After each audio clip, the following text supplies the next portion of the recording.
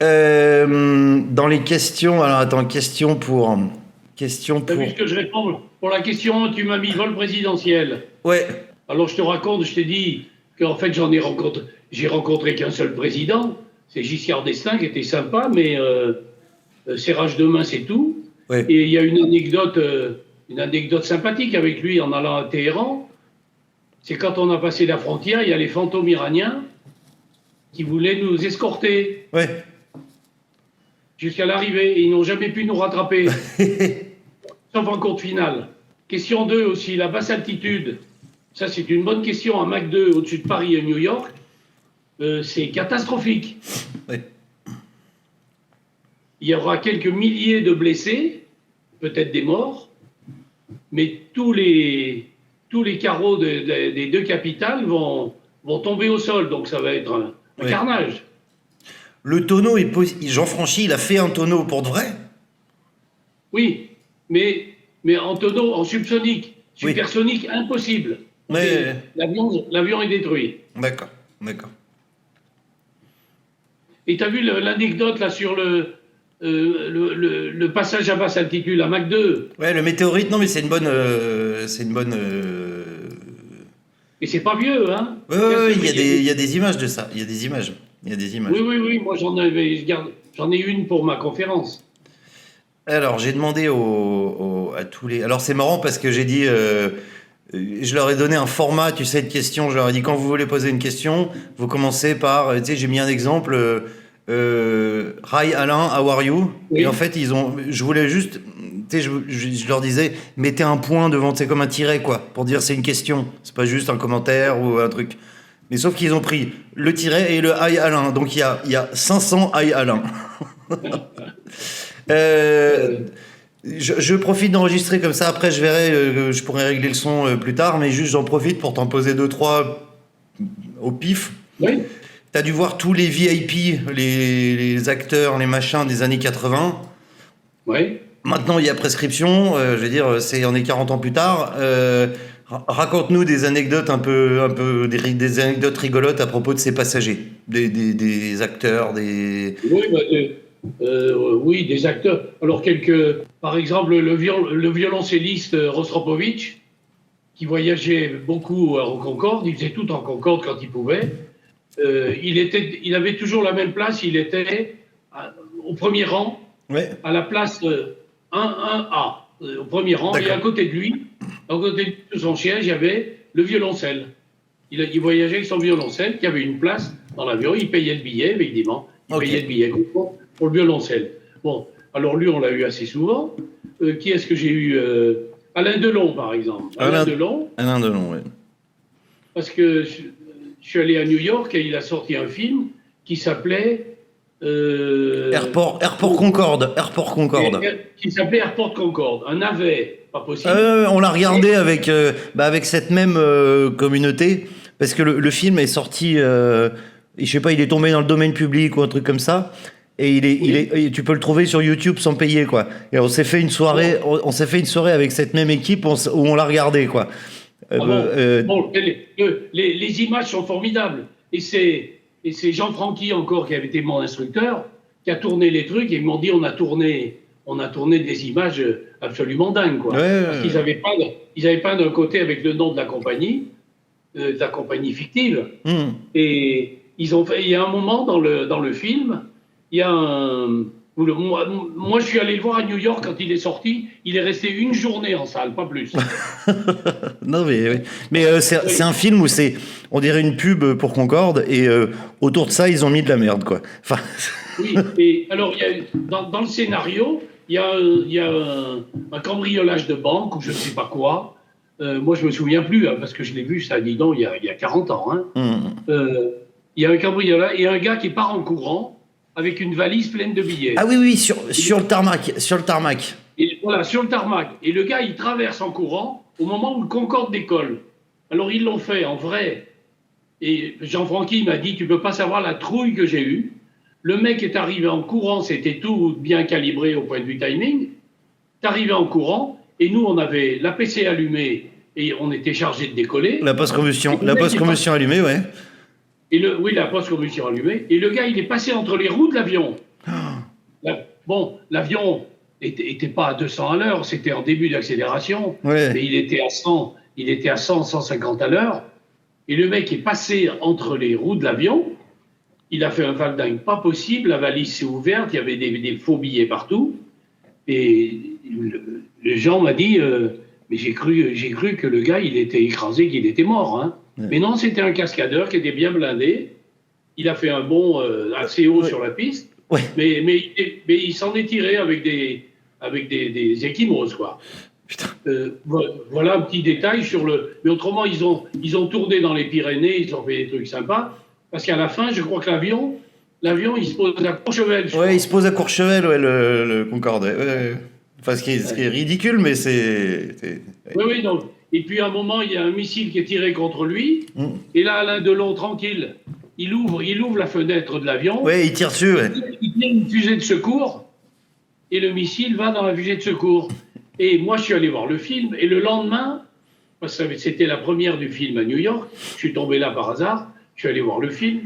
Et le lendemain, j'ai ramené Delon. Ah, d'accord. Et alors, j'ai dit, bah, tiens, je l'ai fait appeler. Et on a discuté 5 minutes. Je lui ai dit, alors, dites, hier soir, j'ai vu le film Airport Concorde. Qu'est-ce que vous en pensez? Il me dit, Joker. On n'en parle pas. C'est bien ça. Bien. Alors, il y a la question, est-ce que le Concorde a été fait pour crâner, tout ça, là, tu vois? Oui, c'est un truc qui s'est dit chez les ricains. Ouais, ils voulaient se la péter. C'est pas un avion qui est rentable, etc., etc. Non, pas du tout. Mais alors là, la réponse est vachement longue. Elle peut être fastidieuse, hein.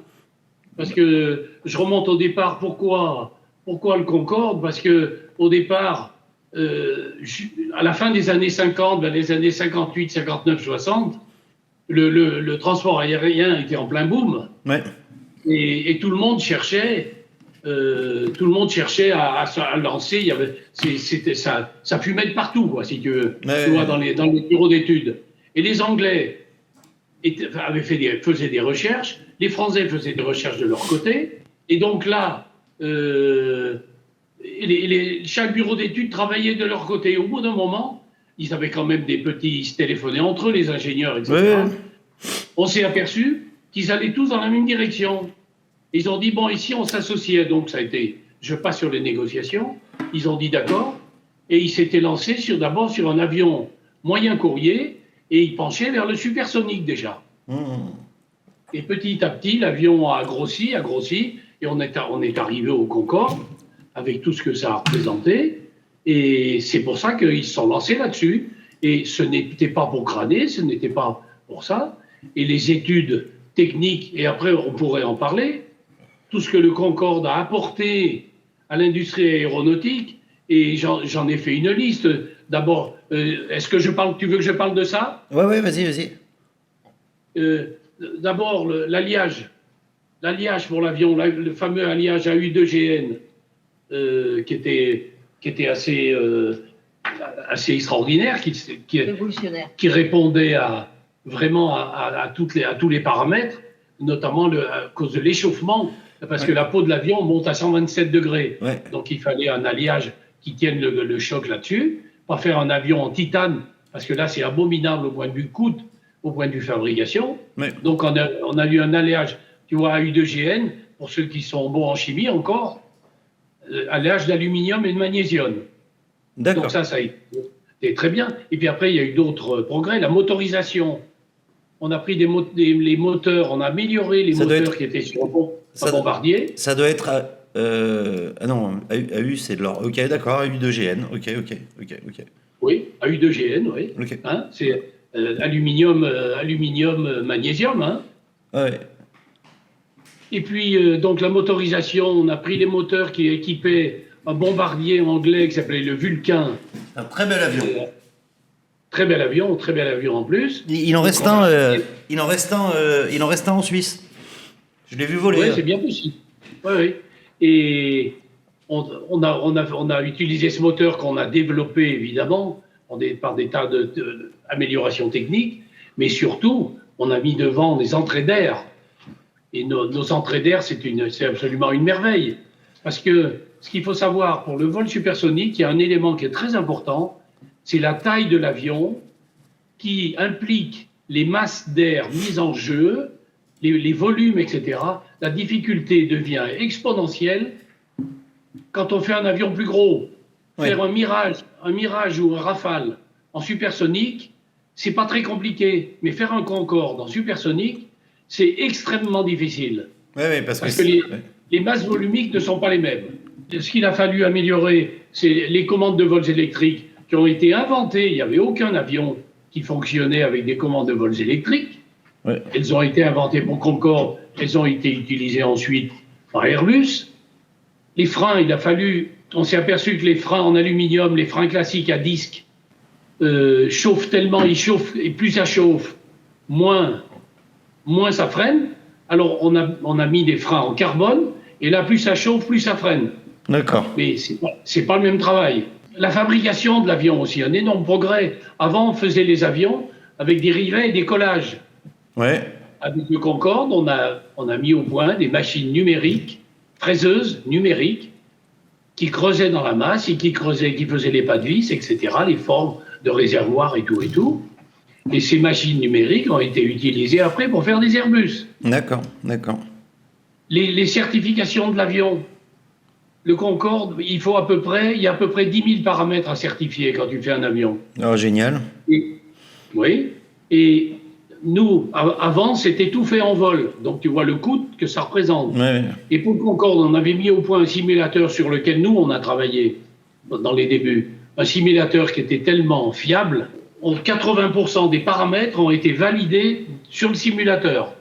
Okay. Et après, les validations de ce genre-là ont toujours été faites comme ça. Après, il y a eu le transfert carburant pour le Concorde, qui est un avion grand qui fait 70 mètres de long. Il a fallu faire un transfert carburant parce que dès qu'on passe en supersonique, ça fait un problème d'aérodynamique. Le centre de portance, le centre de poussée de l'avion se recule au fur et à mesure où on part en supersonique.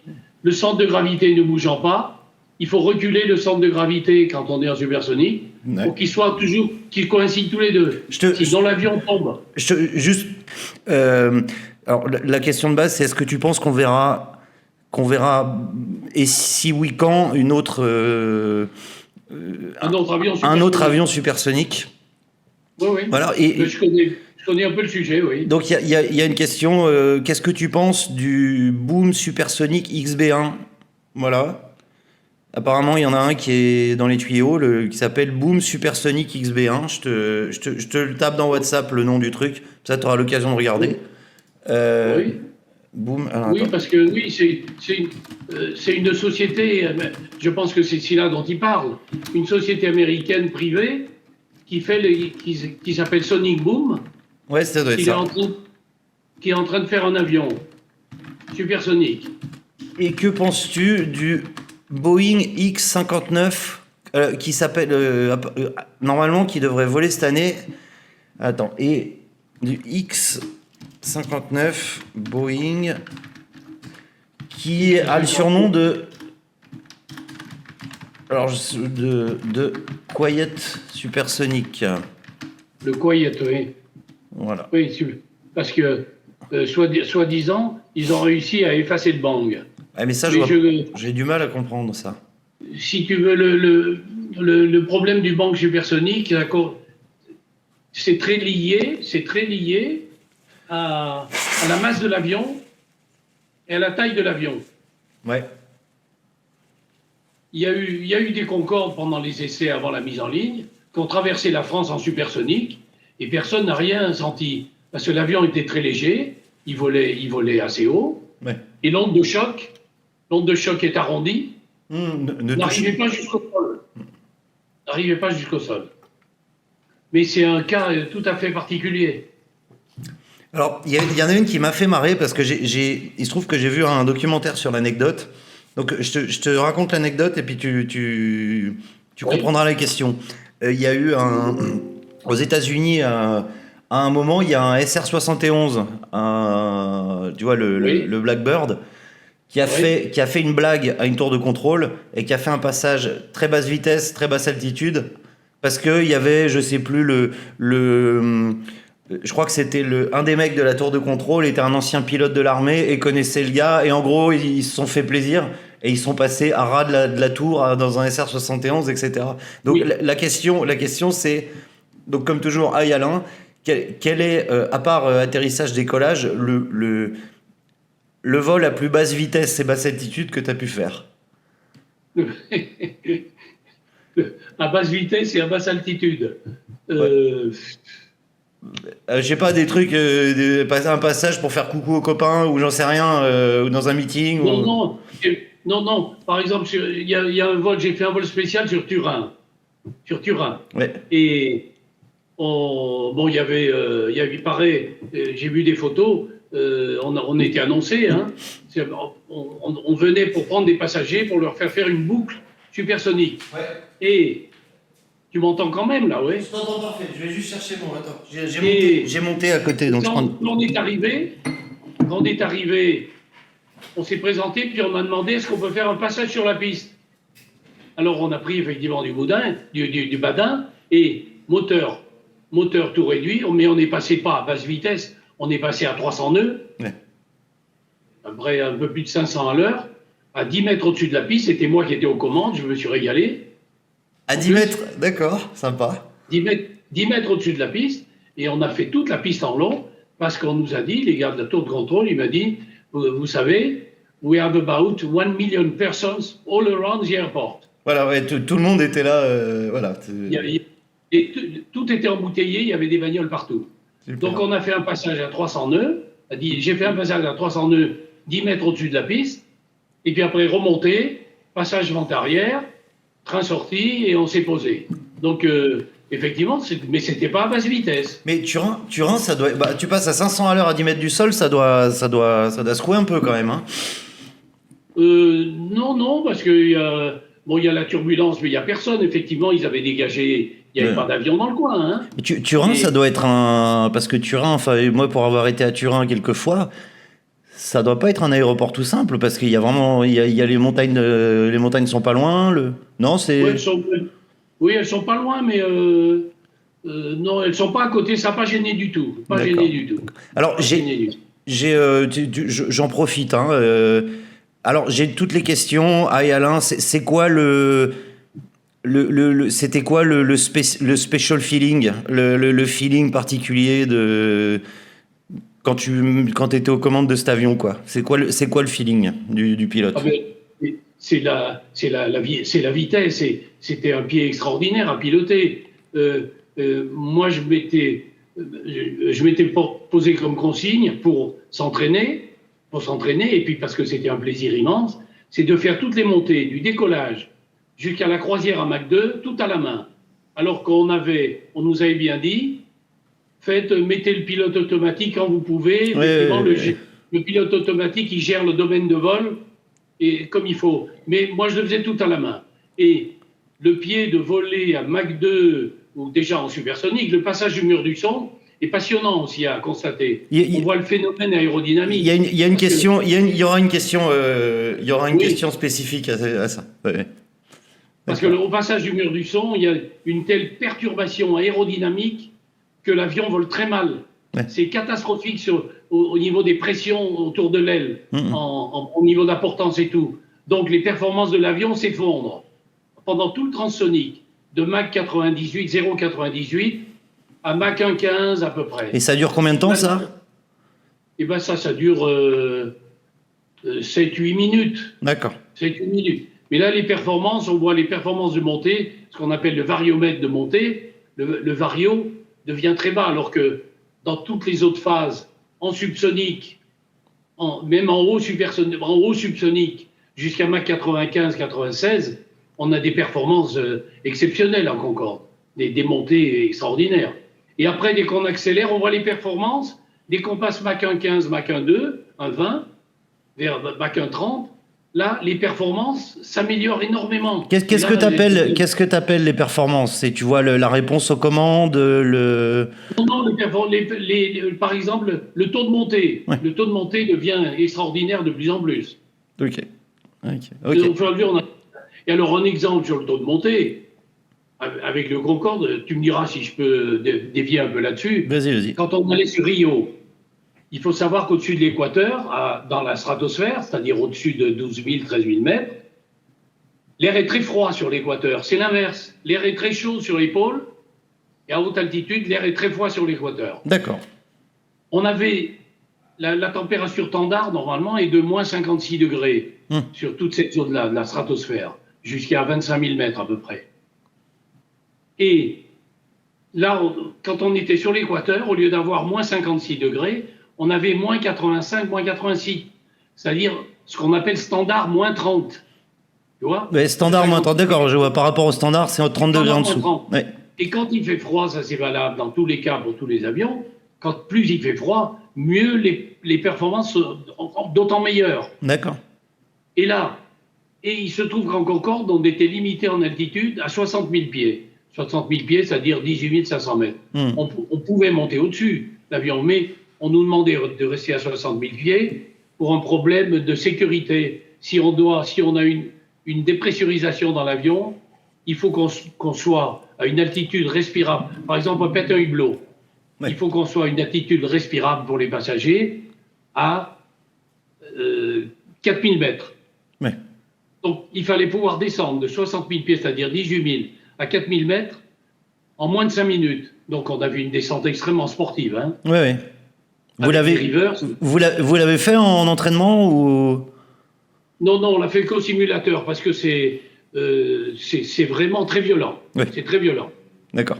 On l'a fait au simulateur et au simulateur aussi c'était violent. Mais ça permet de sauver tout le monde. S'il y a un hublot qui a pété, que tout l'air de l'avion s'échappe. Donc, on était limité à 60 000 pieds. Et avec cet air très froid que nous rencontrions sur l'équateur entre Dakar et Rio, on avait de telles performances de montée. On percutait, le chiffre 3000 pieds minutes, je le traduirais en mètres par seconde. On percutait les 60 000 pieds à 20 ou 30 mètres seconde. Oui, d'accord. Tellement ça montait fort. Et donc, il fallait amortir 1000 mètres avant, à peu près, il fallait amortir la prise de palier pour pas que les passagers aillent au plafond. D'accord. Pour faire ça en douceur. D'accord. Alors, il y en a une que j'ai trouvée qui est un peu une question à tiroir, mais je pense qui est intéressante.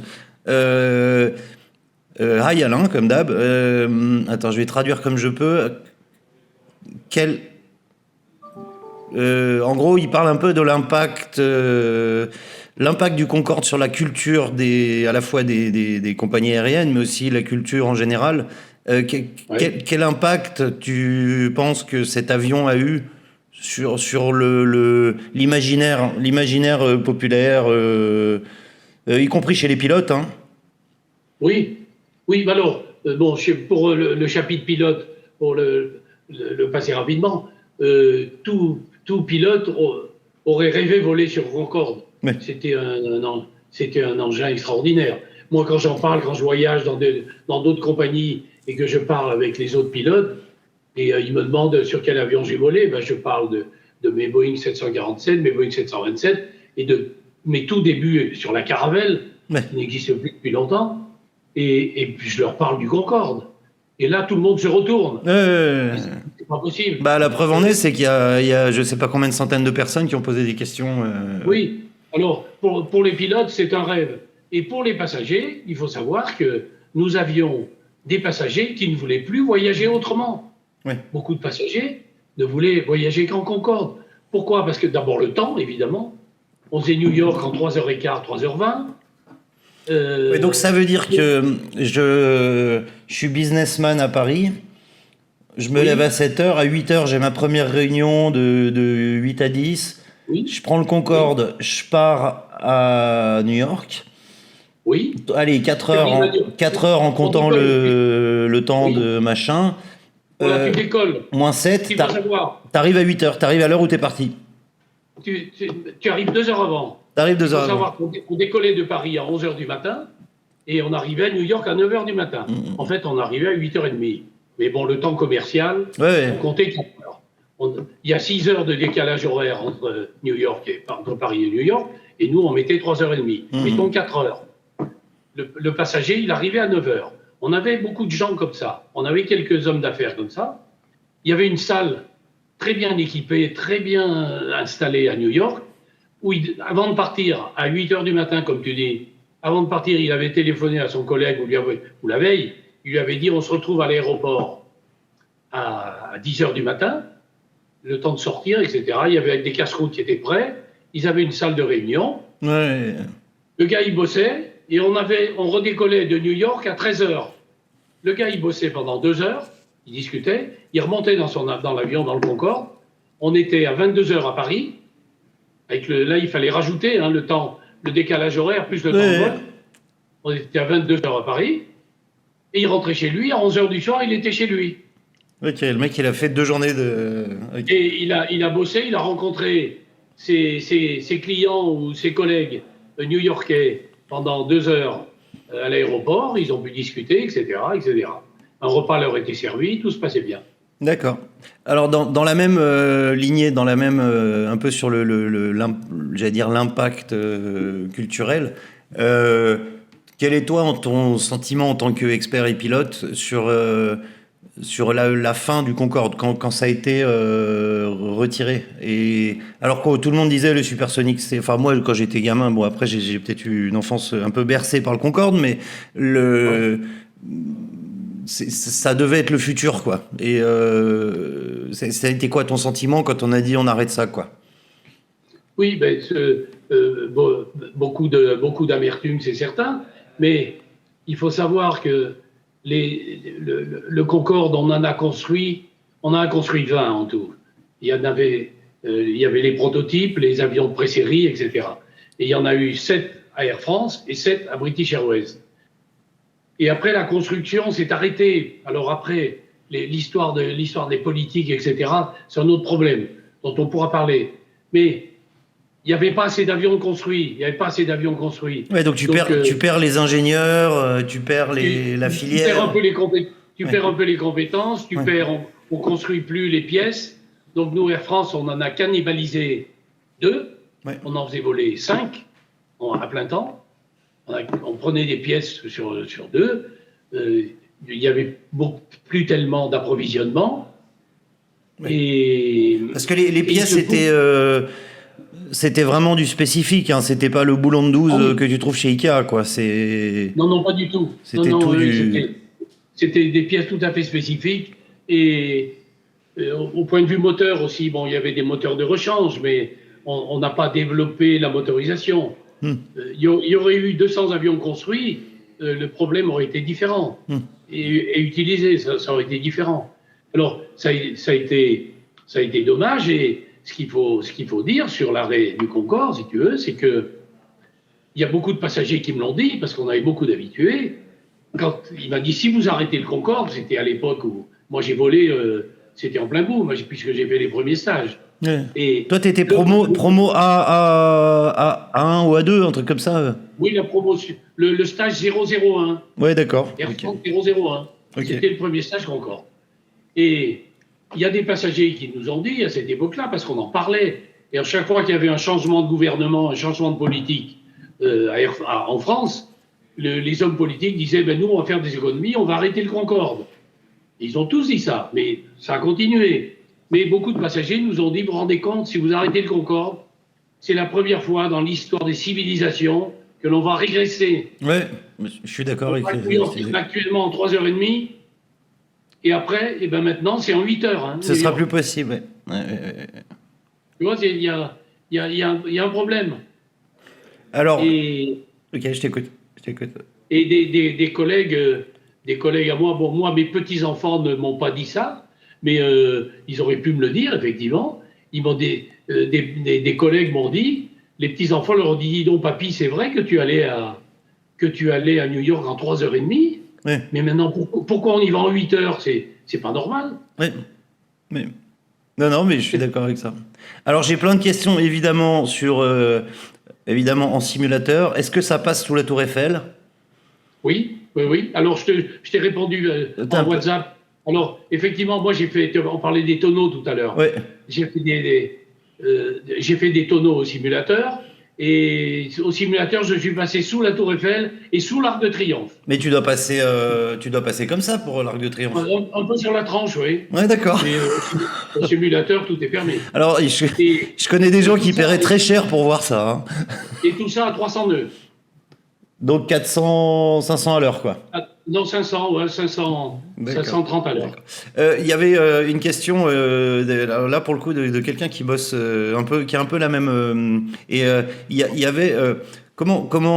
qu'est-ce que tu peux dire sur... Parce qu'il y a la partie avionique, le design, design de l'aile, etc. Et on était quand même à une époque... Enfin, il y avait déjà des ordinateurs, mais... Pas tellement. C'était des calculettes, quoi. Et le dessin du Concorde, c'est tout sur la planche à dessin. Hein. Ouais. C'était pas à l'ordinateur. Il y a une image, je me le note, je me mets la main dans la caméra pour me marquer une note. J'ai vu un dessin des mecs qui designaient l'aile par terre, un truc hallucinant. Oui.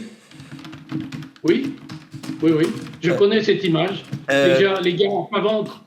Ah ouais, à plat ventre par terre avec... Oui. Bon, je la retrouverai, mais je me le note pour le petit montage que je ferai. Alors, oui. Alors effectivement, ça s'est fait comme ça dans les débuts. Et alors l'aile, par contre, l'aile, ça a été une merveille. C'est une œuvre d'art, l'aile du Concorde, dite avec un profil néo-gothique, ce qu'on appelle. D'accord. Parce qu'il faut savoir qu'elle est très pure, cette aile. Surtout les avions de ligne actuels, même actuels et depuis longtemps, il y a des volets à l'arrière et des volets de berre d'attaque à l'avant à basse vitesse pour que l'avion soit performant. Le Concorde, il y a aussi des spoilers, enfin des aérofreins pour freiner l'avion en vol. Le Concorde n'a rien de tout ça. Il n'a rien de tout ça. Il n'y a pas de volet, il n'y a pas d'aérofrein. Tout se faisait. Ça c'est un super truc. Ça, alors celle-là, je vais vraiment la garder. Donc les spécificités de. Par le dessin de l'aile. Et les avions classiques ont des ailerons et des volets. Et le Concorde, il a des élevons. Les élevons, ce sont les gouvernes qui sont à l'arrière de l'avion et qui se braquent de façon différentielle de chaque côté. Ce sont des élevons. D'accord. Il n'y a pas d'aileron, pas de volet. Et comment... Mais alors... ah oui, parce qu'en fait, c'est simplement l'angle d'attaque qui va te permettre de freiner ou... Oui, de freiner, de freiner. Bon, si on a besoin de ralentir, comme on n'a pas d'aérofrein, on mettait les deux reverse internes sur deux moteurs. C'est-à-dire qu'on met derrière deux pièces métalliques qui renvoient le jet vers l'avant au lieu que les jets partent vers l'arrière. Donc, tu as deux moteurs qui poussent dans un sens et deux moteurs qui poussent dans l'autre. Voilà, mais les deux moteurs qui poussent dans un sens, si on a besoin de freiner, c'est qu'ils sont tout réduits déjà. Ils sont tout réduits. Mais par contre, on a les reverse qui font... on les utilisait très rarement. Parce que dès qu'on ralentit, il faut savoir qu'à la basse vitesse, dès qu'on met ce qu'on appelle le triangle du Concorde, de l'aile de l'aile du Concorde, dès qu'on met le triangle, dès qu'on baisse la vitesse face au filet d'air, on freine d'une façon extraordinaire. Ouais. C'est la difficulté de l'aile delta sur le plan aérodynamique. La basse vitesse est critique. La basse vitesse très mal. Tu t'enfonces, quoi, c'est ça le... On a une incidence très cabrée à basse vitesse. D'où le besoin d'avoir le nez qui... Pour voir la piste, d'avoir le nez baissé avec une visière qui rentre dans le nez. Et si maintenant un milliardaire fou disait je veux refaire un Concorde, faudrait qu'il... en gros, il referait le même ou ce serait quelque chose de complètement différent? Complètement différent, on ne peut pas. Il n'y a pas 36 solutions. Ouais. Quand on voit les différents modèles là, qui sont en projet, et puis l'ancien, par exemple le TU-144, qu'on a surnommé Concorde 9 parce qu'ils ne l'ont abondamment copié, il avait la même forme.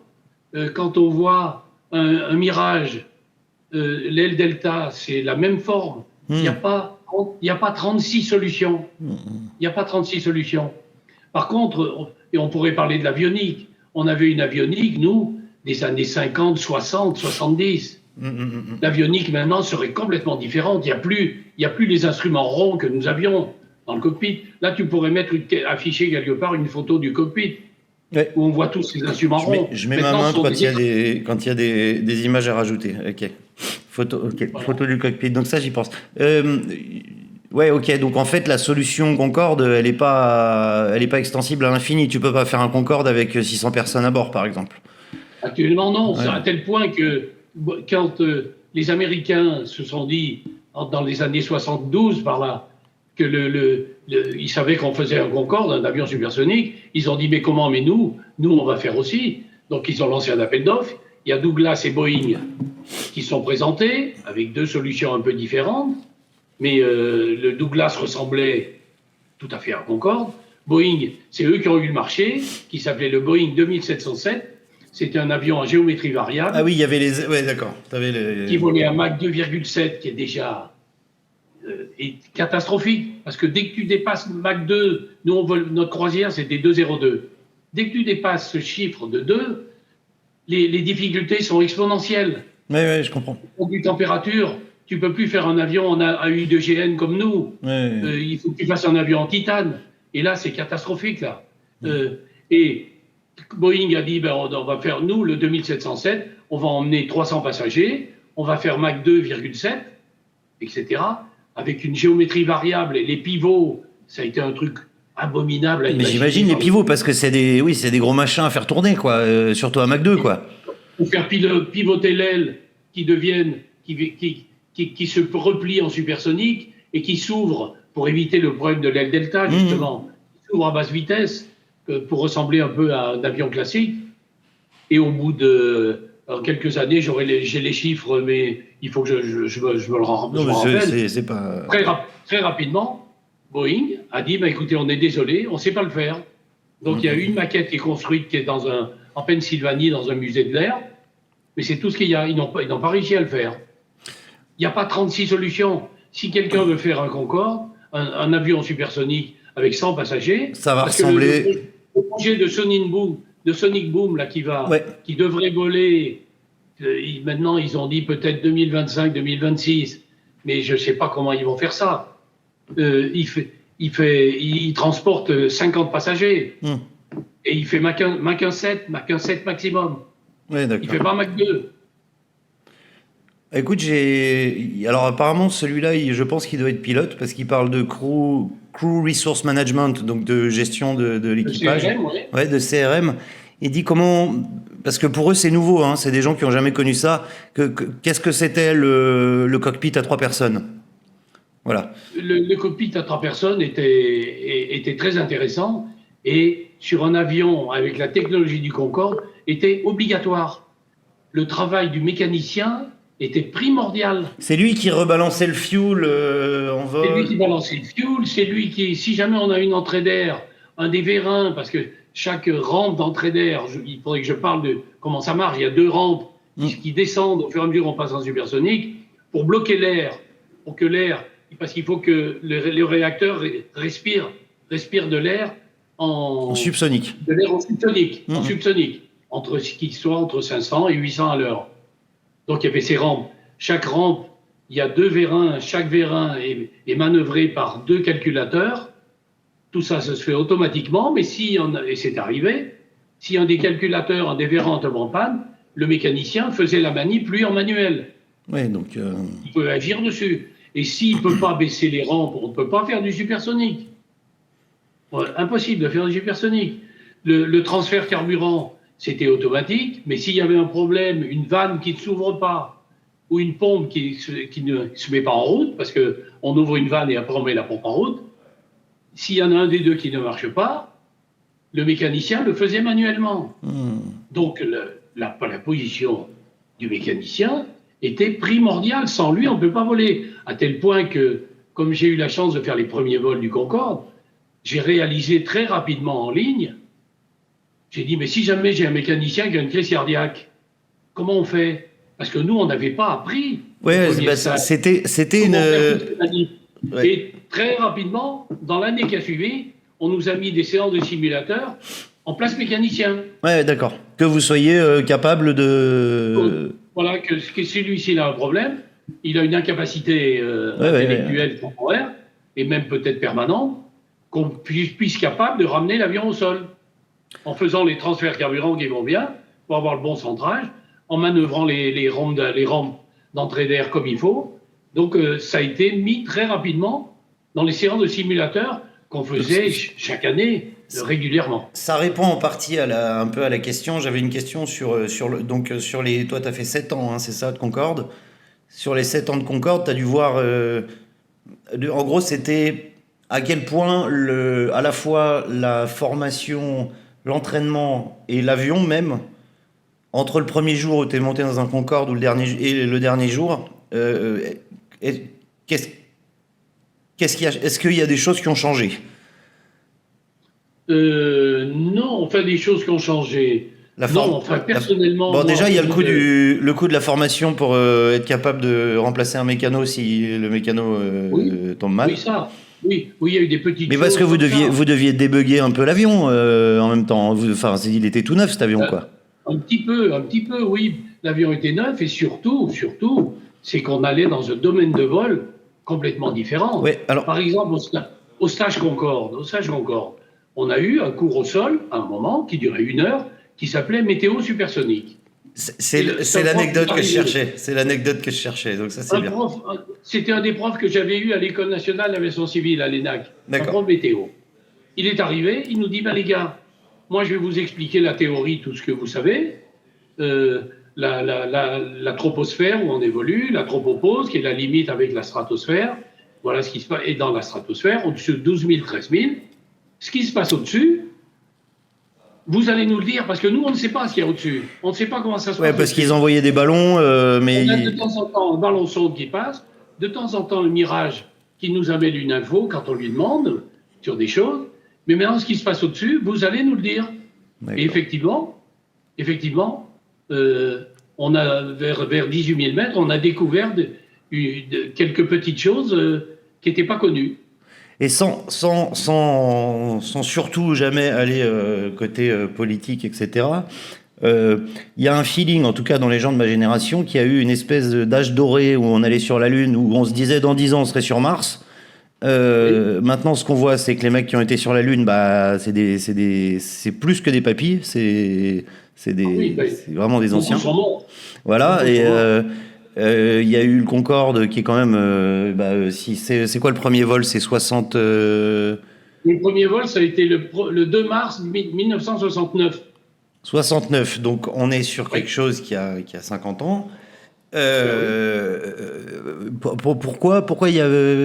Qu'est-ce qui a merdé ? Qu'est-ce qui a merdé ? Pourquoi on n'a pas des Concorde partout et des... Oui. Et on n'est pas sur la Lune. Pourquoi on n'irait pas ce week-end sur la Lune, tu vois, comme voyage ? Oui, parce que beaucoup de problèmes économiques. Parce que le Concorde, on pouvait en faire 200, 300, 400, sans problème, mais il fallait que les gens l'achètent.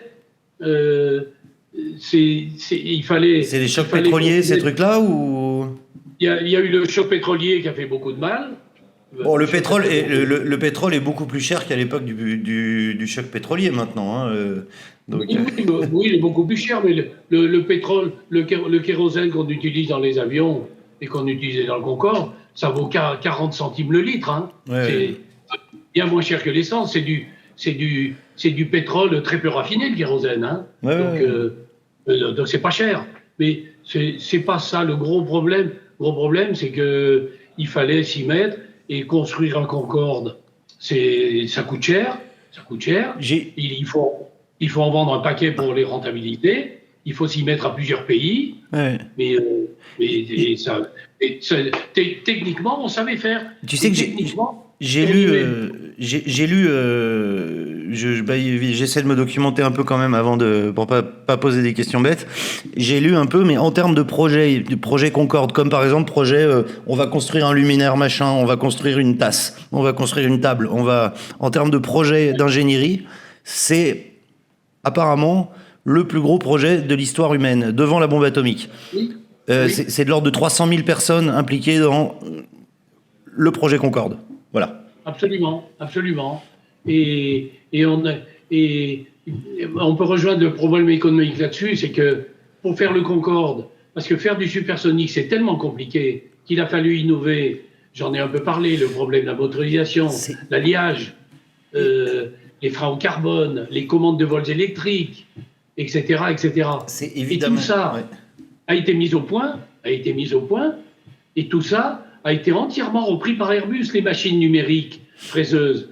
C'est les mêmes qui ont utilisé, les machines qui ont utilisé pour le Concorde, ont été utilisées pour faire les premiers Airbus. Maintenant, tout le monde, les gens un peu au courant de toute cette période un peu dorée de l'industrie aéronautique française en particulier, tout le monde s'accorde à dire que le succès d'Airbus, actuellement, c'est grâce au Concorde. Et dû au Concorde. Donc, c'était une des questions. Est-ce que tu as quelques exemples de choses qui ont été développées exclusivement, spécifiquement pour le Concorde, qu'on pourrait voir tous les jours?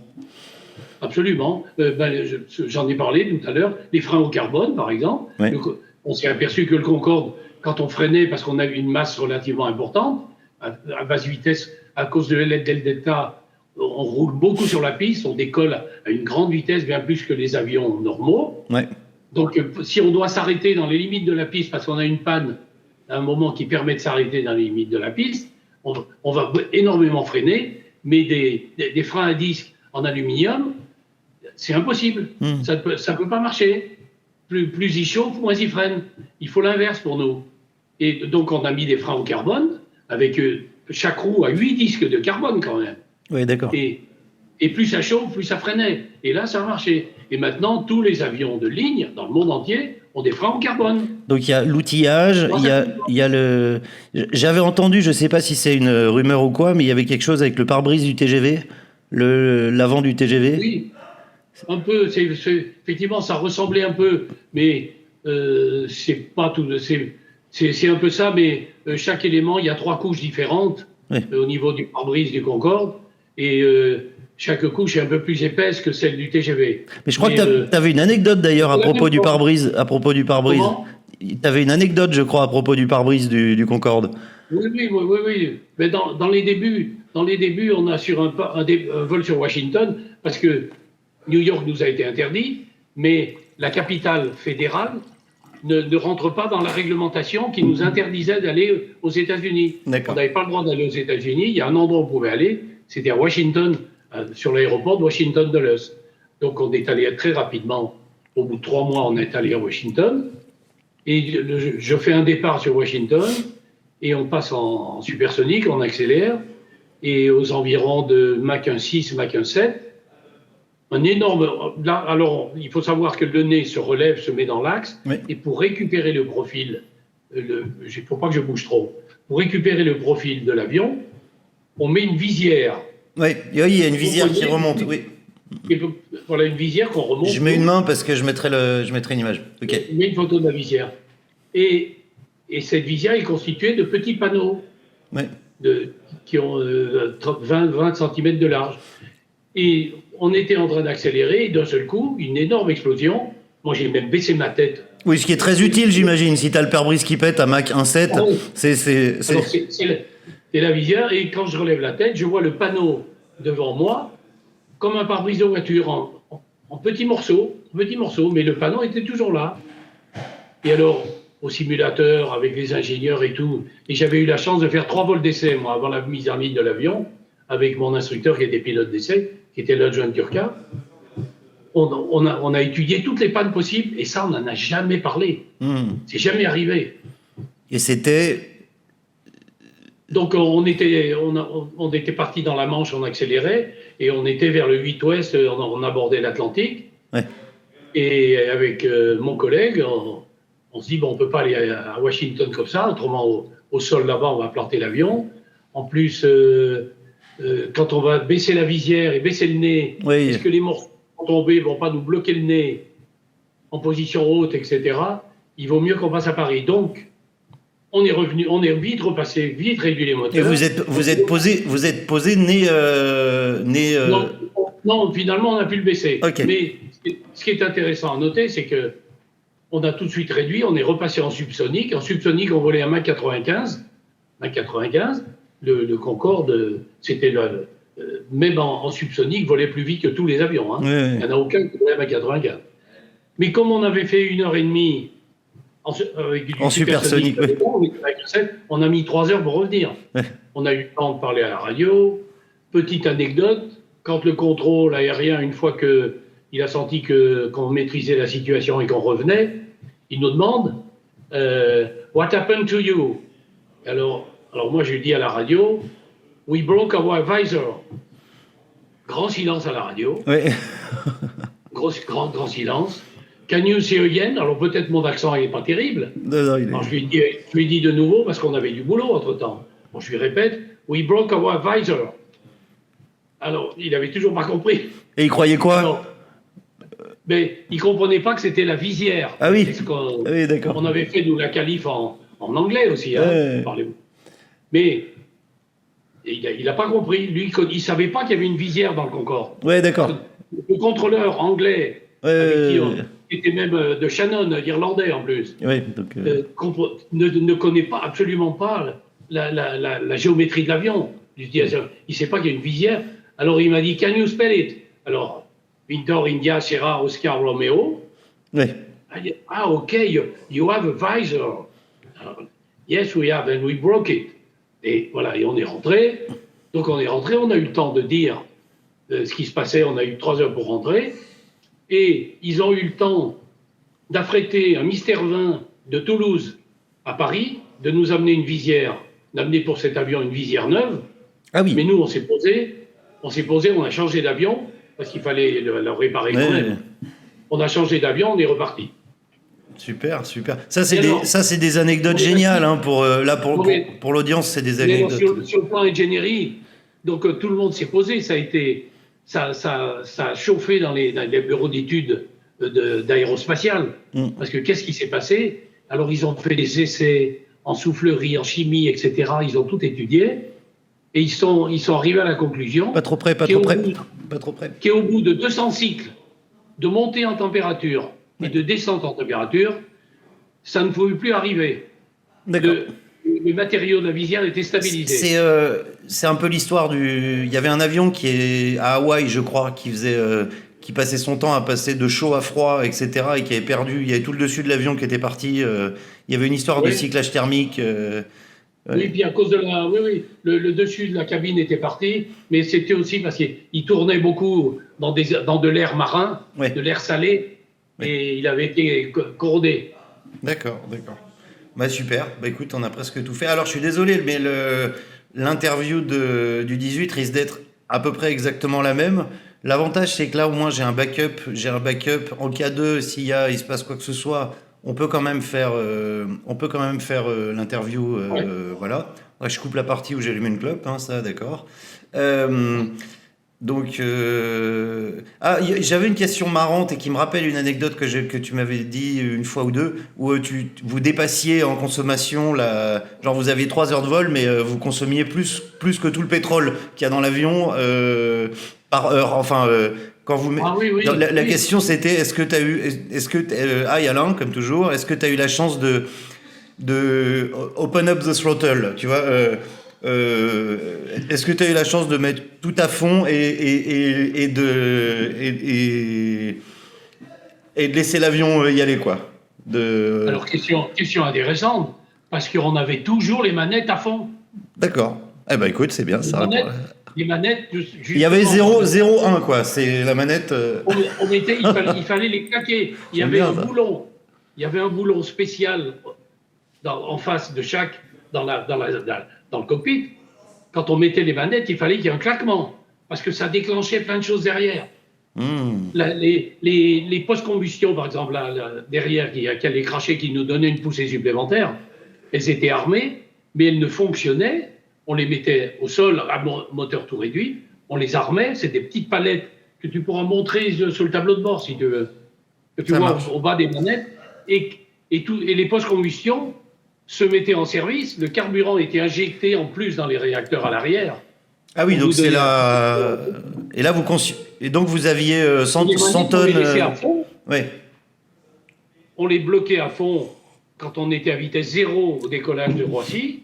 et on les réduisait quand on descend sur New York. D'accord. Et c'était toujours à fond. Mais tu m'avais dit, je crois, alors j'ai pu mal comprendre, qu'il y a eu des moments où vous aviez une consommation affichée de fuel supérieure au fuel que vous aviez, quoi. Exactement, exactement. Parce que quand on décollait de Paris, on est à basse vitesse avec la post-combustion, qu'on coupait à 1500 pieds, puis qu'on rajoutait, qu'on remettait après pour passer en supersonique, parce que sans la post-combustion, on ne pouvait jamais faire de supersonique. On a fait les essais de traverser le supersonique sans post-combustion, ça butait, ça passait pas. D'accord. Donc, quand on avait là, effectivement, l'affichage, on regardait, nous, on avait l'indication des consommations, et on consommait, là, par moment, au début, on la mettait, 25 tonnes par moteur, 25 tonnes à l'heure. Or, on avait 92 tonnes dans l'avion. Et vous aviez 3 heures de vol. On venait décoller de Paris, et on lisait 100 tonnes de consommation à l'heure. Oui, d'accord. 25 tonnes par moteur. Parce que à basse altitude, la post-combustion, ça coûte très cher en carburant. Coûte très cher. Ok. J'ai une. Mais après, elle chute énormément après. Je t'ai mis une image dans WhatsApp, cette fameuse image qui est, selon la légende, la seule image prise du Concorde en supersonique. Oui, j'ai vu. Est-ce que tu peux nous parler de cette image, de pourquoi c'est la seule, comment ça se fait qu'il n'y ait pas plus d'images du Concorde en supersonique? C'est que l'avion qui prend la photo, il n'arrivait pas à suivre? Oui, mais entre autres, c'est très difficile pour qu'ils suivent. Mais cet avion n'est pas forcément, j'ai vu la photo, il n'est pas forcément en supersonique. Hein. En subsonique, à Mach 80 ou Mach 90, il a la même allure, l'avion. Non, mais c'est le... Bon, la photo tourne sur Internet, disons, c'est la seule photo du Concorde qui a été prise. Ils ont mis la date, etc. Il était à Mach 2. C'est possible. Moi, j'ai pas la certification que l'avion est en supersonique à ce moment-là. Mais comme je dis, s'il est en subsonique, la photo serait la même. D'accord. Mais pour un avion de chasse, pour aller te rattraper, sur l'endurance, le Concorde, il le couche, quoi. Il pourra pas tenir. Oui. Il pourra pas tenir. Il n'y a aucun avion de chasse qui tient le supersonique plus de 15 à 18 minutes. C'est impossible. D'accord. Impossible. Nous, on faisait 3 heures. J'ai même eu la chance de faire un vol qui a été record et qui l'est toujours. Un retour de Caracas en direct, qui a été fait 2 fois seulement dans l'existence du Concorde. C'est la plus grande distance jamais réalisée. On a fait 3h54 de supersonique. Ouais, d'accord. On a mis 4h24 pour venir de Caracas à Paris et même 4h14 de vol. Ah oui, donc 3h54 en supersonique. D'accord. Au-dessus, c'est que la navette spatiale. Donc la question, oui, c'est quelles sont les conditions un peu critiques météo qui peuvent affecter l'atterrissage du Concorde, et comment vous les gérez, et est-ce qu'elles sont différentes du Concorde par rapport à un autre avion, en fait? Oui, alors non, elles sont à peu près pareilles sur tous les avions, sauf que sur Concorde, nous avions des minima atterrissage en particulier, qui étaient plus bas. Je m'explique. La seule gêne que nous avons dans l'aéronautique au niveau de l'atterrissage, c'est le brouillard. La visibilité au sol au moment où on approche, au moment où on touche les roues. Sur tous les avions, il y a des systèmes d'atterrissage tout temps. Dans ce cas-là, on utilise les systèmes automatiques de l'avion, mais toujours sous notre contrôle. On a les mains sur les manettes à tout moment. Et la seule différence entre les autres avions et le Concorde, c'est que nous avions ce qu'on appelle des minima atterrissages, c'est-à-dire des conditions minimales pour atterrir, dans les conditions de brouillard. Alors sur le Concorde, nous avions comme visibilité au sol 150 mètres de visibilité et plafond 0. D'accord. C'est-à-dire avec un brouillard collé au sol, mais une visibilité 150 mètres. Pourquoi 150 mètres? Pour avoir 2 points minimum de la ligne centrale. On caractérise une droite, un axe avec 2 points en géométrie. Hein. Oui. Donc il nous faut au moins, comme il y a en gros 75 mètres entre 2 points, 2 balises centrales sur toutes les pistes dans le monde à peu près, il nous faut minimum ces 2 points. Donc, minimum 150 mètres de visie. Et ça m'est arrivé de faire des approches dans ces conditions-là. C'est assez spectaculaire parce qu'on contrôle tout, mais même au toucher des roues. Alors en plus, avec le Concorde, l'assiette très cabrée que nous avions, vous voyez rien, nous les pilotes, quand on touche les roues, on est à 12 mètres de haut. On a les pieds à 12 mètres au-dessus du sol.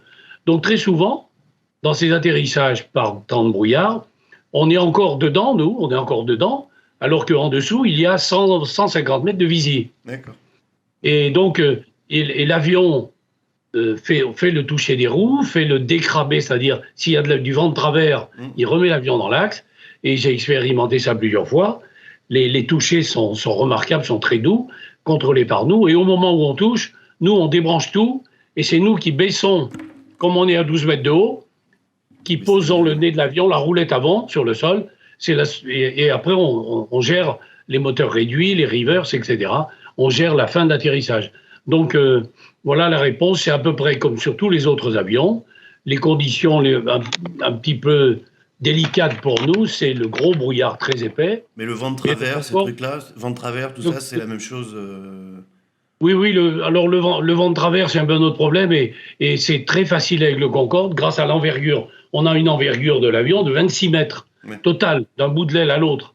Donc, avec une dérive très importante à l'atterrissage, avec un très fort vent de travers, ça ne posait aucun problème, ça se passait très bien. Ok. Ah oui, alors si j'avais une question sur le ce qui va te plaire, parce qu'il y a une question sur les entrées d'air. Oui.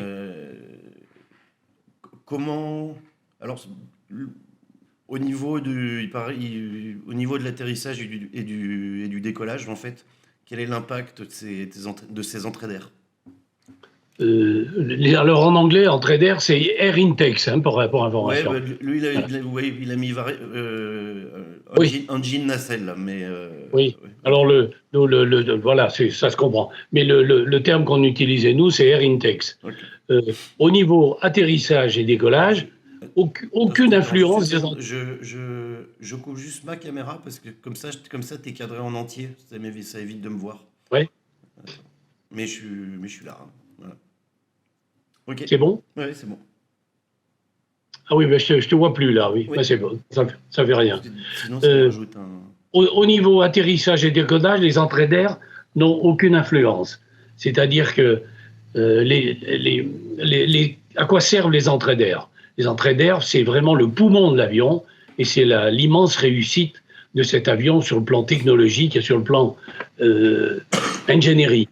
C'est que les entrées d'air, pour faire fonctionner un réacteur, il faut que tout réacteur dans le monde, et on ne sait pas faire mieux, les réacteurs doivent fonctionner avec de l'air subsonique, c'est-à-dire de l'air environ qui rentre qui est absorbé, qui alimente le réacteur, de l'air qui est à 500 km/h en gros, à Mach 0,5 environ, dans cette fourchette-là. Or, quand nous volons en croisière en supersonique, à Mach 2, il faut que l'air absorbé par le réacteur soit toujours à Mach 0,5, soit subsonique. Donc on a mis un dispositif à l'avant de chaque réacteur, avec les entrées d'air, avec des rampes à l'intérieur qui s'abaissent au fur et à mesure où la vitesse de l'avion augmente.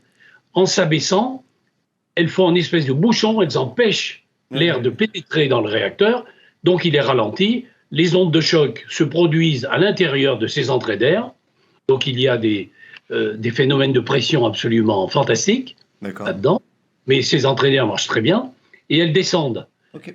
Donc, pour répondre exactement à la question, les entrées d'air fonctionnent en une utilité uniquement quand on est en supersonique. Au niveau atterrissage et décollage, elles sont plaquées au plafond de la structure de l'avion, et l'avion, à l'atterrissage et au décollage, il est évidemment subsonique, et dans ce cas-là, le réacteur fonctionne normalement, n'a pas de problème. Donc les entrées d'air ne fonctionnent qu'en supersonique. D'accord. La question suivante, c'est sur l'implication sur de nouveau sur oui, attends 2 secondes. Ah. Oui, je suis là. On commence à parler là. Je viens d'arriver. Tu as des questions?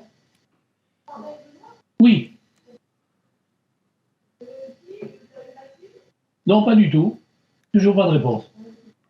Bon, je continue. Mais on peut passe-lui un coup de fil si tu as son téléphone. Je ne sais pas si c'est utile. Oui. Voilà, je suis revenu.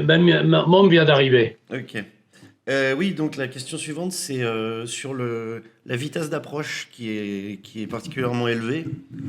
Oui. Quelle est l'implication sur la procédure d'atterrissage ou vis-à-vis des autres avions, j'imagine? Oui. Ouais, le fait que vous arrivez plus vite, quoi. Alors, effectivement, on arrive plus vite. Et il faut savoir que l'approche classique que nous utilisons est unique. Les autres avions n'utilisent pas ce système d'approche.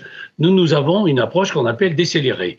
Deux problèmes. D'abord, avec le Concorde, notre but, c'était d'aller vite. Hein, c'est la quintessence de l'activité en Concorde, c'est de voler vite. Le deuxième point, c'est de réduire le bruit. C'est pour ça que nous faisions une approche décélérée. C'est-à-dire qu'on approchait le plus rapidement possible des zones d'approche de l'aéroport, et quand on arrivait, qu'on était autorisé à l'atterrissage, qu'on avait la piste devant nous, autorisé à l'atterrissage ou à l'approche, on approchait à 210 nœuds. Et on maintenait cette vitesse jusqu'à 1500 pieds. En descente, c'est-à-dire environ 450 mètres. Mais on parle qu'en pieds. Hein. Et 250 nœuds, on parle en nœuds aussi. Dans l'aéronautique, on ne parle qu'en nœuds. On parle pas. Oui. Dans l'aviation commerciale, on ne parle pas en kilomètres/heure. Donc on approchait à 210 nœuds. Et quand on arrivait à 1500 pieds, on avait préparé, on a un système d'automanette, c'est-à-dire qu'on pouvait afficher une vitesse, et on a un système qui agit sur les manettes de gaz, et qui nous fait rejoindre cette vitesse quand on veut. D'accord. Donc on approchait à 210 nœuds, et à 1500 pieds, on allait rechercher, en appuyant sur ce bouton d'automanette, on allait rechercher 160 nœuds. C'est-à-dire que pendant la descente, sur le plan de descente, les moteurs étaient pratiquement tous réduits, étaient très réduits pour passer de 210 nœuds en descente, ce qui permet de rejoindre la vitesse, mais de façon plus douce, pour arriver à 160 nœuds. Donc les moteurs étaient réduits, ce qui réduisait le niveau de bruit dans la zone aéroportuaire. Mais on s'intégrait très bien dans tous les systèmes d'approche, il n'y avait aucun problème, on s'intégrait. Il se trouve qu'on arrivait à New York, sur les vols normaux que nous faisions, on décollait de Paris à 11h du matin, on arrivait à New York à 9h du matin, 2 heures avant, et c'est une heure très calme, donc il n'y avait pas beaucoup de trafic, et on arrivait à s'écouler. Mais si jamais il y avait un avion devant nous, ce qui est arrivé souvent, eh bien on prenait tout de suite à la demande du contrôle, pour s'espacer sur la même piste que les autres avions. Un peu de marge. On prenait absolument, il y avait beaucoup de marge, on a énormément de marge avec le Concorde. On pouvait tout faire avec. Il était très, très, très facile d'utilisation et on s'intégrait dans tous les systèmes. Et donc, s'il fallait, on prenait tout de suite nos 160 nœuds. On faisait un peu plus de bruit pendant l'approche, mais pas tellement plus que les autres. Et on gardait nos 160 nœuds. Mais 160 nœuds, c'est quand même une vitesse supérieure aux approches. Les 747 se posent en finale, les courtes finales sont environ à 140 nœuds. Donc on allait quand même un peu plus vite. Et les contrôleurs le savaient, ils nous espaçaient un peu plus avec les autres avions. Il m'est arrivé de remettre les gaz, parce qu'on se rapprochait trop d'un avion, effectivement, de remettre les gaz et de refaire un tour.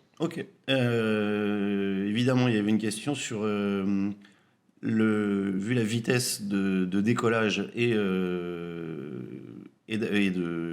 d'atterrissage, qui est plus rapide que les autres, est-ce qu'il y avait un risque plus important pour les pneus, d'explosion de pneus ou de trucs comme ça? Sans parler du crash, hein, parce que je pense que c'est autre chose. Mais qu'est-ce que tu veux dire au niveau du... Au niveau de la tenue des pneus, est-ce que vous aviez... est-ce que les roues, il n'y avait pas de risque particulier d'explosion Non, il n'y avait pas de... il y avait pas vraiment de risque particulier, mais effectivement, j'en ai eu un, ça m'est arrivé, j'ai eu un éclatement de pneus sur un décollage de Dakar quand on partait vers Rio, et Et on avait constaté qu'il y avait beaucoup de morceaux de caoutchouc qui s'échappaient un peu partout. Ouais. Donc on avait consigne, même si tout se passait bien, à part ça, si on avait conscience et évidence de l'explosion d'un pneu, on revenait se poser. C'était la mesure utilisée. Mais il se trouve que après l'accident, il se trouve que Michelin était en train de préparer des nouveaux pneus qui étaient très, très spécifiques et qui ont été utilisés après sur d'autres avions, utilisés sur le Concorde quand il a été remis en ligne. Des pneus qui n'avaient pas le même comportement en cas d'éclatement et qui étaient remarquables. D'accord. C'était Michelin qui faisait ça. Et par rapport vu que le design des moteurs est quand même très particulier, c'est la dernière question, hein, et par rapport tout ce qui a rapport avec les oiseaux, traverser un vol d'oiseaux, etc. Est-ce qu'il y avait une différence en termes de risque par rapport à ce type de moteur, ou est-ce que c'est le même risque Non, c'est le même risque pour tout le monde. On n'a pas eu à ma connaissance, on n'a pas eu de problème. On a fait 27 ans d'exploitation du Concorde. Hein. Ouais. Il a fonctionné pendant 27 ans. Il n'y a pas eu de problème d'ingestion d'oiseaux particulier sur le Concorde avec ces grosses entrées d'air, effectivement. Non, il n'y a pas eu de cas. Ok, et ben voilà, écoute, on a fait... La Caravelle, elle avait un parachute. On m'a posé la question. Oui, elle avait un parachute de queue, oui. Oui, que j'ai utilisé une fois ou deux. Autrement, j'aurais fini dans les temps de mer. D'accord. Grâce au parachute, on s'est arrêté à 10 mètres avant la fin de la piste. C'est un parachute de secours, c'est pas le truc standard. Toutes les caravelles avaient un parachute, si.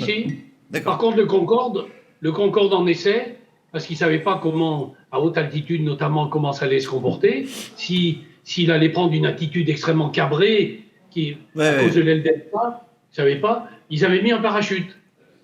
Et il allait faire quoi? Il allait redescendre Non, c'était pas pour ça, c'était pour tirer sur l'arrière. Ah, d'accord. Pour le rabattre vers l'avant. Mais après, il n'y avait plus, dans les avions de pré-série et de série, nous n'avions plus de parachute. D'accord. Allez, quand même, j'en profite parce qu'on a presque fait le tour des questions qui ont été sélectionnées. Comment, à l'intérieur du cockpit, entre le subsonique et le supersonique, est-ce que en termes de son, est-ce que vous sentiez que vous étiez passé en supersonique? Je parle pas du transsonique. Avant, après, entre Mach 0,80 et Mach 1,2, est-ce que vous disiez là est-ce que le son changeait? Est-ce que quelque chose changeait? Non, le son changeait pas. Non, rien ne changeait, sauf le phénomène que l'on voyait, j'en ai parlé, c'est la perte des performances de l'avion, parce que le passage de l'onde de choc aussi, tu avais tous les instruments qui faisaient... Voilà, c'est tout ce qu'on avait nous au niveau du cockpit, les instruments anémométriques, c'est-à-dire l'altimètre faisait 2 tours dans un sens et 2 tours dans l'autre, il se flaguait, il y avait un drapeau rouge qui disait bon là ça marche plus, il se flaguait pendant 5 secondes, et le badin avait une petite oscillation aussi, très, très légère. Mais c'est tout ce qu'il y avait. Et les passagers continuaient à boire le champagne tranquillement. Ok, oui, c'est vrai. Et pour ça change. Parce qu'ils avaient 2 écrans. Il y avait 2 cabines, 2 écrans, où il y avait le Mach qui apparaissait, répétiteur de nos instruments. Il y avait le Mach et tout le monde prenait la photo car il y avait Mach 1.00. Alors, vis-à-vis des passagers, justement, il y a une image d'Épinal un peu du Concorde, qui est un peu cette époque qu'on voit dans plein de films. Alors très souvent on parle de TWA, tu sais, l'époque, les pilotes, ils sont tous beaux, les hôtesses sont toutes magnifiques, les passagers sont tous heureux, ils fument à bord, tout le monde s'en fout, voilà. En termes d'expérience passager, je me rappelle avoir vu à la maison des fois des couverts Concorde qui étaient designés par je ne sais pas quel. Je les avais pas volés, on me les avait donnés. Hein. Oui, non, je sais. Et des autres poissons. Non, mais tout ça, c'était l'expérience passager était unique par rapport. Ma question c'est, Est-ce que l'expérience passager entre un Concorde de l'époque et un Boeing 747 de l'époque est la même, ou est-ce que l'expérience Concorde était encore un cran au-dessus? Ah non, oui, largement au-dessus, largement au-dessus. Là, il y avait vraiment un effort du côté des commerciaux de faut que ce soit parfait, quoi. Il y avait énormément. Il y avait un salon privatif au départ, rien que pour eux, avec des tas de facilitation pour quoi que ce soit, de soins, leur bagage était particulier. Le contrôle à l'aéroport était plus rapide. À bord, l'embarquement était très rapide. À bord, le service était exceptionnel. Les mets vraiment exceptionnels. Les vins, c'était que des grands crus. Des grands crus, c'était absolument remarquable. J'ai eu la chance de faire un ou deux vols en passager, j'ai pu apprécier. Oui. Pas plus, j'en ai pas fait plus que ça d'ailleurs. Bon, t'en as fait quelques-uns en commande. C'est pour ça que je préférais les faire en commande qu'être en passager. D'ailleurs, dans l'interview, on commencera un peu par ça, disant un petit peu ton parcours. Et donc, c'est là où je viendrai au fait que bon, après, t'es mon papa, donc forcément, le papa, tu le vois toujours un peu différemment, mais expliquer que t'as suivi cette route-là et que t'as réussi, et tant mieux, mais que d'autres peuvent le faire. Voilà. Ce point-là est important. Et aussi, après, on parlera un peu des... On parlera un peu des... Je suis arrivé au bon moment. Tu sais, the right time at the right place. Ouais. Au bon moment où le Concorde démarrait. Et j'étais juste tout à fait disponible pour... Mais t'as fait quoi? T'as rempli un formulaire et puis... Oui, simplement, j'ai eu un papier, on m'a dit, dans 1 an ou 2 ans, est-ce que vous voulez changer d'avion? Moi, j'étais pilote sur Boeing 707, j'ai découvert l'Ancoyer avec le quadrillé réacteur de Boeing, qui était un avion super. Et puis, dans les années 71, 72, on m'a mis un papier dans mon casier en me disant, est-ce que vous voulez changer d'avion? Parce que je pouvais changer d'avion, il fallait toujours être volontaire. Et dans la liste, j'ai vu Boeing 747, Airbus A300, Concorde. J'ai dit, c'est pas possible qu'on me propose le Concorde. On parlait que de ça à ce moment-là. Ouais. L'avion n'était pas encore en service. C'était 2 ans avant les mises en ligne. Et j'ai dit oui. Et donc ça, c'est 72, et tu as commencé à voler en 76. C'était en 73, oui, 72, 73, 74. Et j'ai commencé le stage le 13 octobre 75. Et il y avait oui, d'ailleurs, oui, si je cale les dates, oui, effectivement. Et il y avait un entraînement spécifique Concorde, je veux dire, physique, j'en sais rien. C'était pas un entraînement d'astronaute, c'était un nouvel avion. Il n'y avait aucune contrainte physique demandée, rien de particulier. Pas plus qu'un pilote. La visite médicale de tout navigant, comme tous les 6 mois, qui était sévère, mais qui durait une journée. Ouais. Il fallait être normal, si je puis dire. Il fallait surtout pas être un Jérôme. Il fallait être normal. Et quand on passait ces visites médicales normalement, et j'ai eu les mêmes après sur le Concorde, alors après, bon, il y a eu des petites choses on nous a examinées en plus. On nous a fait des prises de sang pour voir s'il y avait une évolution, s'il y avait un changement, etc. Parce que supersonique, on savait pas trop ce qui se passait, en fait. Voilà, et puis on avait les rayons cosmiques. On avait à bord un détecteur de rayons cosmiques. Moi, je l'ai eu. Et on avait un système, quand ça dépassait un certain rayonnement, il fallait descendre en altitude. Ça m'est arrivé une seule fois. Ça, c'est une question qui viendra, parce qu'il y a beaucoup de gens du spatial, il y aura des gens de l'ESA. Et c'est un peu toujours une question sur les rayons cosmiques. Et quand on va envoyer des gens sur Mars, est-ce qu'il va falloir mettre du plomb partout, etc. Et une question que bon, t'es le premier que j'interviewe là, mais une question que je vais poser à tout le monde. Quand t'as reçu l'appel, le coup de fil, c'est bon, t'es sélectionné. Vas-y, raconte-moi la minute où t'as reçu ce coup de fil, où t'as lu cette lettre qui te disait... Vous êtes sélectionné. On m'a dit vous avez été désigné. J'ai gardé cette lettre. Vous avez été désigné pour le stage Concorde AF001. Alors raconte-moi cette minute-là où tu lis le truc. Tu penses à quoi Mais là j'ai bondi de joie. Je me suis dit, mais c'est absolument génial, quoi. C'est absolument génial. Quelle chance je l'ai. Je tiens à dire je tiens à dire pour l'histoire que je suis né pile 9 mois après. Hein. Juste. Bon, oui, mais je me rappelle. Bon, à part ça, t'as fait quoi? Oui. J'en ai discuté un peu avec Nicole Stott dans la pré-interview. Et elle, ça a pris 10 ans entre son inscription et un jour on lui dit tu pars dans l'espace. Et bon, toi, ça a quand même pris, malgré tout, ça a pris. Bon, t'as fait le stage, donc.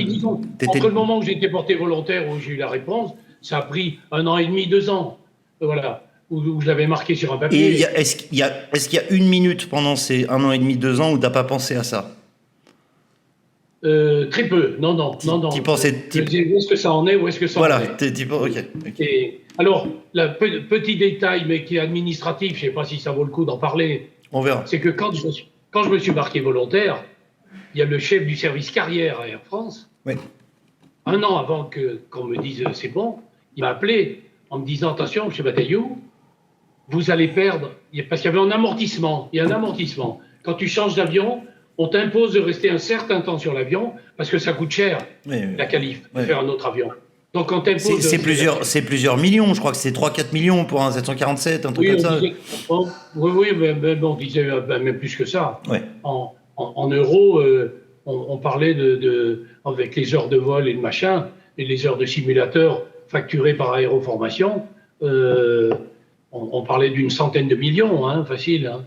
Mais bon, et donc le chef de service carrière, quand je me suis porté volontaire, m'a appelé en me disant attention, monsieur Bataillou, vous allez être bloqué 5 ans sur l'avion, donc et vous avez une possibilité de changer d'avion, de passer commandant de bord sur un autre avion dans moins de 3 ans. Donc vous allez être bloqué sur l'avion. Ah oui, du coup, tu repasses copilote, tu repasses en place droite.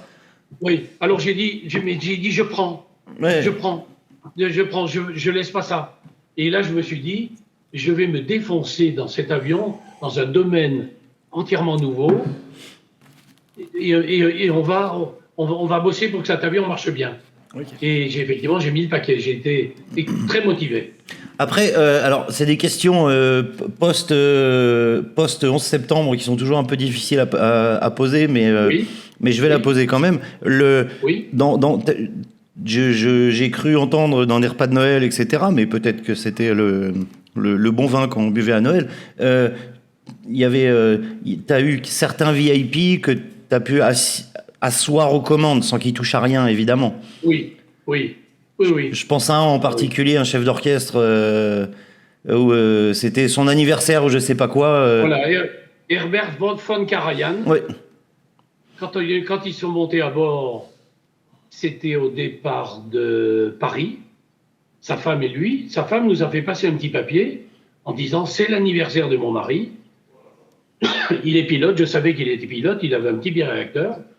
Bon, il avait un autre pilote en professionnel avec lui. Hein. S'il pouvait jeter un coup d'œil dans le cockpit, ça serait extraordinaire. Et au milieu du vol, on a dit au chef de cabine, tu vas nous chercher M. Karajan. Il est venu, il est venu dans le cockpit, et bon, il y a prescription. Je parle de ça, il faut dire que ça, ce n'est plus permis maintenant. Bien sûr. Mais à l'époque, on pouvait faire beaucoup de choses. C'est tout ce qu'on a envie d'entendre, les trucs rigolos d'avant. Et on s'est entendu avec mon collègue pilote. On va lui dire, on va l'asseoir en commande. Alors il m'a dit, tu t'en occupes. Donc je suis resté à ma place. Il s'est assis en place gauche. Et puis il m'a dit, il m'a dit, c'est avec son accent germanique un peu. C'est le plus pochour de ma fille. Et il m'a dit, c'est absolument extraordinaire. Je lui ai dit, mettez les mains sur le manche. Ah, il m'a dit, ok. Alors, il a mis les mains sur le manche. Et je lui ai dit, je vais débrayer le pilote automatique et vous allez piloter. On était à Mach 2. C'est génial, ça. J'ai débrayé le pilote automatique. Il était là. Et il secouait la tête dans tous les sens. Oui. Et je lui ai dit, inclinez tout doucement, faites un petit virage. Mais en fait, tu trichais, toi, t'avais le... Non, c'est... Non, je trichais pas, non. Mais j'avais la main dessus quand même, pour pas qu'il et il a manœuvré tout doucement. On a pris 10 degrés d'inclinaison, on a fait un petit virage. Sur l'Atlantique, on était tout seul, hein, il n'y a aucun problème d'environnement. En plus, on sait vous étiez deux fois plus haut que tout le monde, trois fois plus vite que tout le monde. Vous étiez... Il a viré, et puis je l'ai fait revenir sur la route, comme ça, donc il a piloté. Et il a piloté pendant 3 minutes.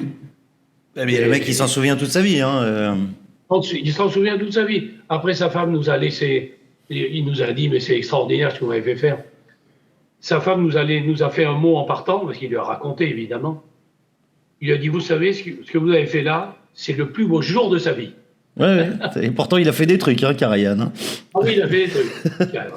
Eh ben super, écoute, super.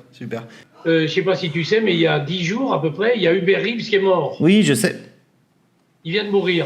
Et alors moi, une fois, je l'ai ramené de New York, et ce gars-là, il a demandé à venir nous voir.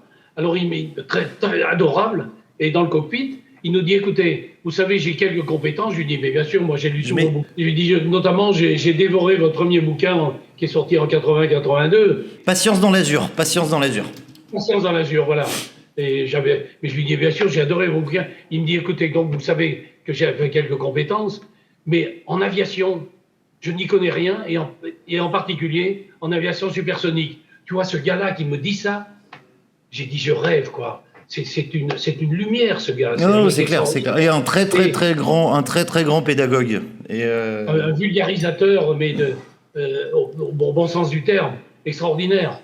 Quand on interviewe des gens qui ont des carrières un peu exceptionnelles, et il y a un peu toujours cette vis-à-vis de l'audience. L'audience, c'est des jeunes ingés, etc. Alors c'est très inspirant quand tu discutes avec quelqu'un qui a fait 2000 heures de Concorde, quelqu'un qui a fait de l'espace, mais en gros, un peu comment on y arrive pour dire que c'est pas t'as pas besoin d'être un super héros, quoi, pour devenir. Absolument. Voilà. Et donc j'aurais des questions là-dessus. Comment t'es devenu, ton parcours, la partie chance peut en faire partie, mais c'est simplement expliquer. Voilà, j'ai fait ça, qu'il y en a peut-être un dans l'audience qui se disent, bah tiens, bah moi je suis à peu près sur ce... Bon, bah c'est possible. C'est montrer que c'est pas impossible. Absolument.